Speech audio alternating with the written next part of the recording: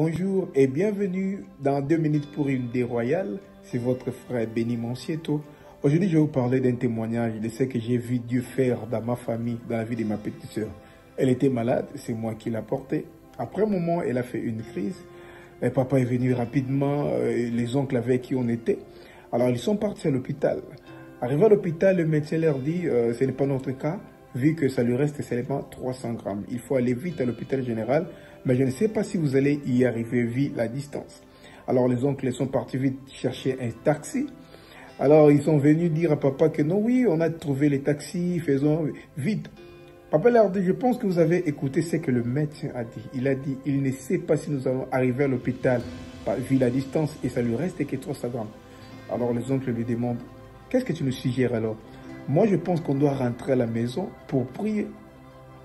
Ils l'ont pris pour un fou. On doit rentrer à la maison pour prier. Est-ce que tu comprends le pacte de ce que tu dis? Non, on doit aller à l'hôpital vu que les oncles priaient dans une quelconque religion. Papa leur dit, moi je crois à Dieu plus qu'au médecin. Nous allons rentrer à la maison. Les oncles se sont fâchés. Ils lui disent que si cet enfant meurt, nous allons te porter plainte. Papa dit, ok, ça ne dérange pas, c'est ma fille. Ils rentrent à la maison, même les gens du quartier étaient curieux parce qu'ils sont rentrés de la même manière, ils sont partis. Alors papa a laissé tout le monde à l'extérieur. Il est entré à la maison et il a appelé maman.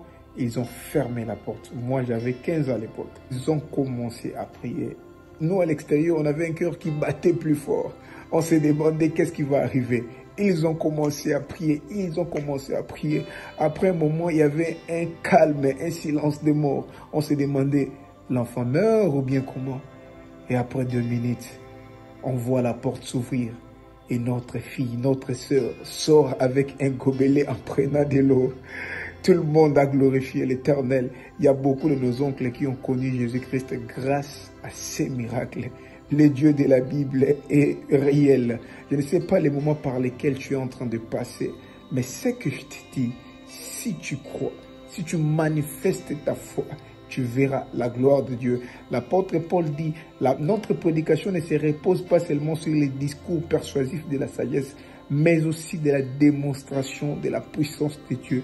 Notre Dieu est puissant, la raison pour laquelle il s'appelle le Tout-Puissant. C'est lui qui a les derniers mots. Je ne sais pas ce que les médecins ont dit, je ne sais pas ce que les hommes ont dit, mais c'est notre Dieu qui a les derniers mots. Que Dieu te bénisse.